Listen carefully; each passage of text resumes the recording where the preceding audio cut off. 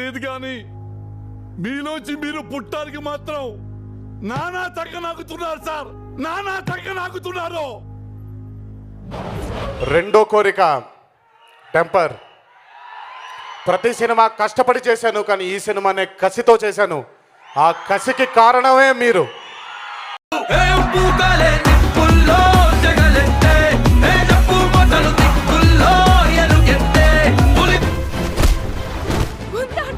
ఇంతప్పటి నుంచి చూస్తుండగా